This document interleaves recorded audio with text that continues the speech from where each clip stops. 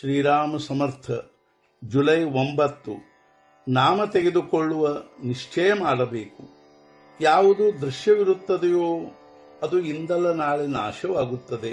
ದೃಶ್ಯವು ಸ್ವತಂತ್ರವಾಗಿರುವುದಿಲ್ಲ, ಅದು ಭಗವಂತನ ಅಧೀನವಾಗಿರುವುದರಿಂದ ಜಗತ್ತಿನಲ್ಲಿ ನಡೆಯುವ ಪ್ರತಿಯೊಂದು ಘಟನೆಯು ಭಗವಂತನ ಇಚ್ಛೆಯಿಂದಲೇ ನಡೆಯುತ್ತದೆಂಬುದನ್ನು ನಾವು ತಿಳಿಯಬೇಕು.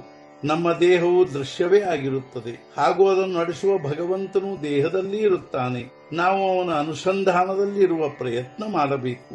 ಈ ಅನುಸಂಧಾನವು ಭಗವಂತನ ನಾಮದಿಂದ ಸಾಧಿಸುವುದರಿಂದ ನೀವೆಲ್ಲರೂ ನಾಮ ತೆಗೆದುಕೊಳ್ಳುವ ನಿಶ್ಚಯ ಮಾಡಿರಿ. ನಮ್ಮ ಚಿತ್ತವು ನಾಮದಲ್ಲಿ ತೊಡಗಿತೆಂದರೆ ದೇಹವನ್ನು ಪ್ರಾರಬ್ಧದ ಸ್ವಾಧೀನಗೊಳಿಸಲು ಬರುತ್ತದೆ. ಈ ಕಲೆಯು ಯಾರಿಗೆ ಸಾಧಿಸುತ್ತದೆಯೋ ಅವರಿಗೆ ಸುಖ ದುಃಖದ ಬಾಧೆ ಉಳಿಯುವುದಿಲ್ಲ. ಸಂತರು ಕೂಡ ತಮ್ಮ ಪ್ರಾರಬ್ಧವನ್ನು ಅನುಭವಿಸಬೇಕಾಗುತ್ತದೆ. ಆದರೆ ದೇಹ ಬುದ್ಧಿಯೂ ಇಲ್ಲದ್ದರಿಂದ ಅವರಿಗೆ ಅದರ ಸುಖ ದುಃಖವಾಗುವುದಿಲ್ಲ. ವ್ಯವಹಾರ ಮಾರ್ಗದಿಂದ ನಡೆಯುತ್ತಿರುವಾಗ ಭಗವಂತನ ನಾಮವನ್ನು ಎಂದೂ ಮರೆಯಬಾರದು.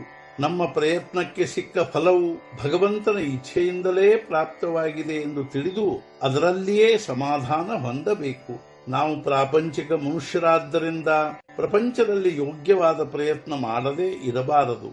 ಆದರೆ ಪ್ರಪಂಚವೇ ನಮ್ಮ ಸರ್ವಸ್ವವೆಂದು ತಿಳಿಯದೆ ಅದರಲ್ಲಿ ಭಗವಂತನನ್ನು ಮರೆಯಬಾರದು. ಪರಮಾರ್ಥಕ್ಕೆ ಸದಾಚಾರವು ಅತ್ಯಂತ ಅವಶ್ಯವಿರುತ್ತದೆ.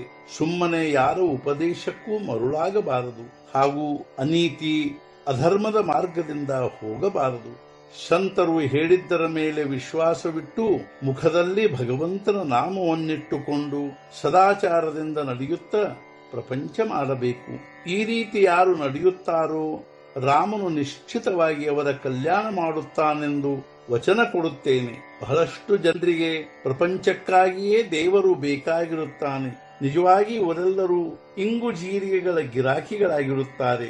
ದೇವರಿಗಾಗಿ ದೇವರು ಬೇಕು ಅನ್ನುವರು ನಿಜವಾಗಿಯೂ ಕಸ್ತೂರಿಯ ಅಪೇಕ್ಷೆ ಉಳ್ಳವರು.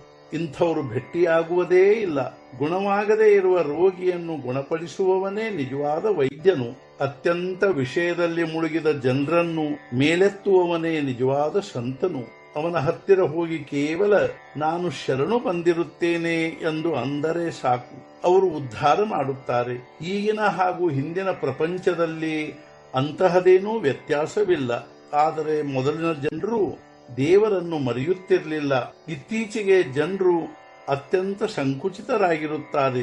ಮೊದಲು ಹಳ್ಳಿಗಳಲ್ಲಿ ಸ್ವಾಭಾವಿಕವಾಗಿ ಒಬ್ಬರಿಗೊಬ್ಬರು ಅನುಕೂಲವಾಗುವ ಬುದ್ಧಿಯುಳ್ಳವರಾಗಿದ್ದರು. ಆದರೆ ಈಗ ಕಾಲವು ಬದಲಾಗಿರುತ್ತದೆ. ನೀವೆಲ್ಲರೂ ನಾಮಸ್ಮರಣೆ ಮಾಡುತ್ತಿರುವುದನ್ನು ನೋಡಿ ನನಗೆ ಸಮಾಧಾನವೆನಿಸುತ್ತದೆ.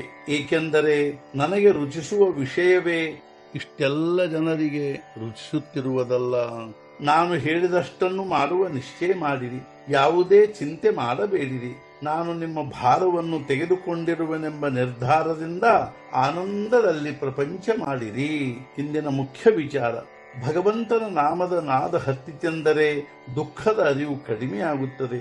ದುಃಖದ ಅರಿವು ಇಲ್ಲವಾಯಿತೆಂದರೆ ದುಃಖ ಇದ್ದರೂ ಆಗುವ ಹಾನಿ ಏನು? ಸದ್ಗುರುನಾಥ ಮಹಾರಾಜ್ ಕಿ ಜೈ.